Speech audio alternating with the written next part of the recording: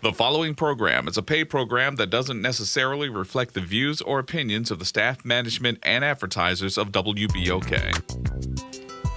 Good afternoon, New Orleans. It's attorney Russell Stegeman coming to you live from WBOK 1230 AM on your dial here in New Orleans with another installment this afternoon of The Legal Show. And man, what a great show we've got for you today.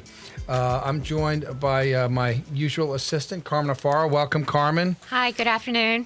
And we are going to talk a lot today about not just homelessness, but the issue of the legal problems that the homeless people have, the problems I guess the legal system has with the homeless people because they're not like other people.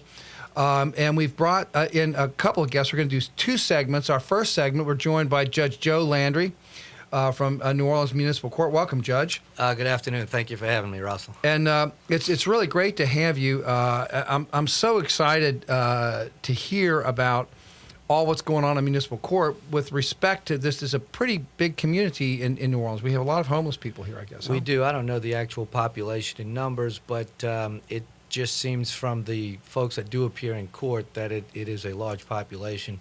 And unfortunately, I just see that portion that are brought into the criminal justice system. So there are those who are not participating in the criminal justice system that are as well labeled as homeless in our city. Well, you know, and as the deterioration of our mental health care infrastructure in New Orleans has just kind of gone to pieces since Katrina, we've talked a lot on our show about, you know, where these people are going, and a lot of mentally ill people populate the homeless community. Sure. And a lot of issues have arisen about, you know, even how to keep the community safe and what's a fair way to treat these people. A friend of mine that's a psychiatrist says, well, what happens is they pick someone up, he goes to jail. When he's in jail, they realize something's not wrong. You know, I'm not right with him. He's not like the other people. You know, they get him straightened up a little bit. They bring him to court. They let him go.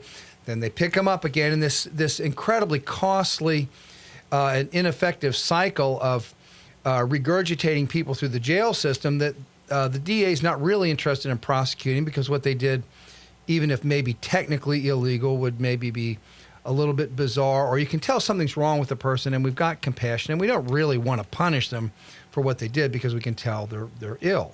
Right.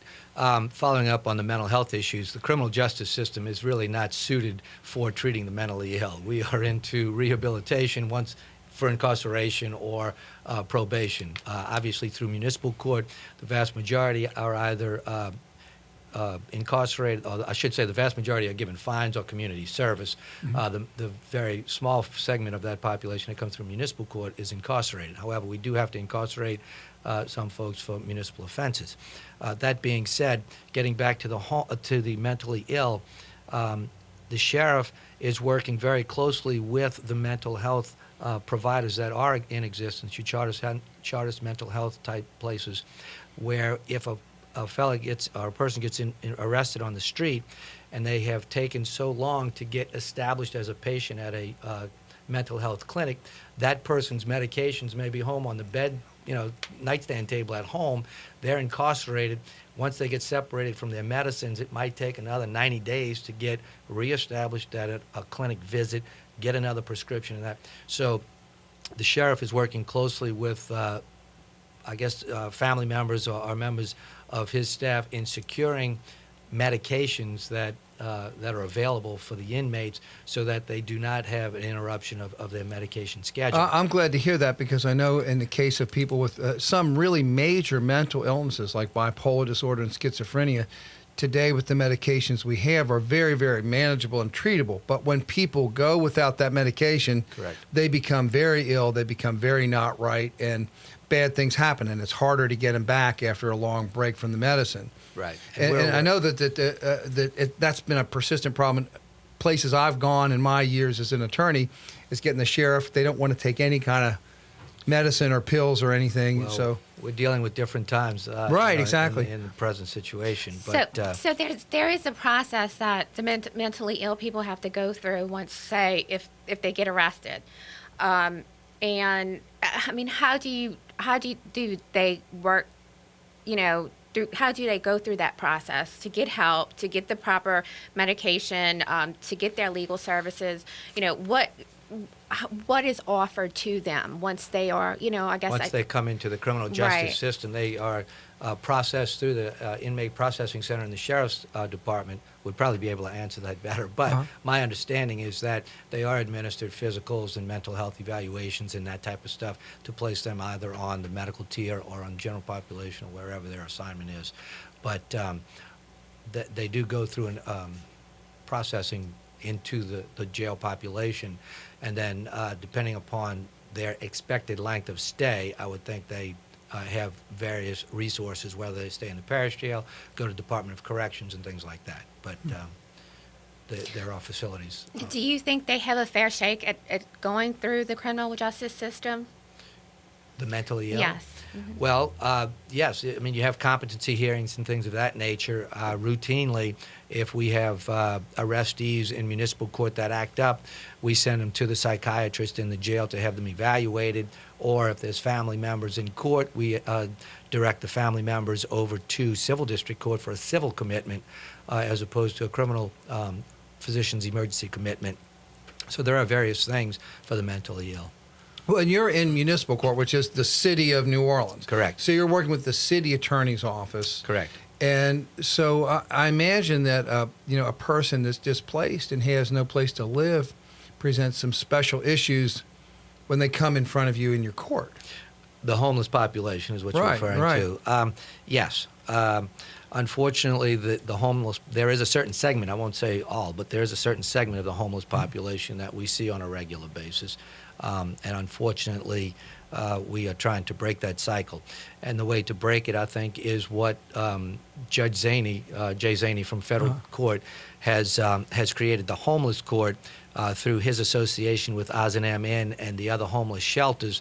They have come up with the homeless court, which several stakeholders have come together and formed the homeless court at municipal court. It started on May 19th, was the first session. It meets the third Wednesday of every month. So we've only had 2 sessions. The second one was today, as a matter of fact. Wow. The first session, only 3 people showed up. The second session, 6 people showed up. So it's gaining momentum in that it doubled in size in just 3 weeks. The way the process works is that when the homeless population goes to a shelter, they are interviewed and they are asked, do you have any municipal attachments, is one question of several. And another question, also I'll dovetail on the Veterans Court, which Judge Hunter in criminal court and myself, Joe Landry, in municipal court are putting together, and we're anxious to launch that in the very near future. We're not on that yet, but the homeless court has been launched. And they'll be asked, are they homeless and are they a veteran, and do you have any attachments out for your arrest? The homeless population is very untrusting, as is the mental health population, very untrusting of the, quote, establishment or the court system, so they don't like to voluntarily come to court not knowing the consequences. Then maybe their experiences They're not the only ones. If you go to court, you get swept up and you go to jail, and that is not necessarily the case. In municipal court, we've had amnesty programs before. We had one in the month of February.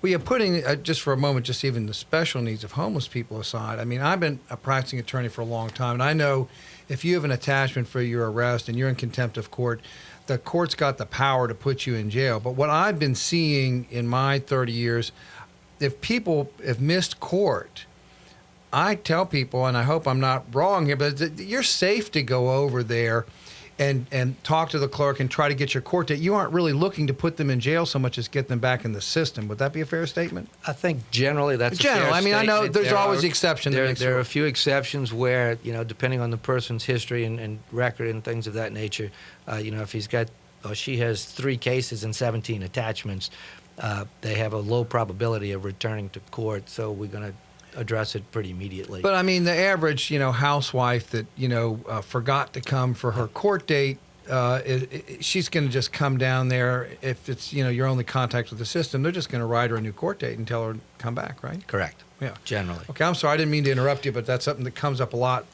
a Sure, common fear. And that's what I was going to get to, is that the homeless people are afraid to come to court because they think they're going to be swept to jail and have to spend at least 21 days till the next court date.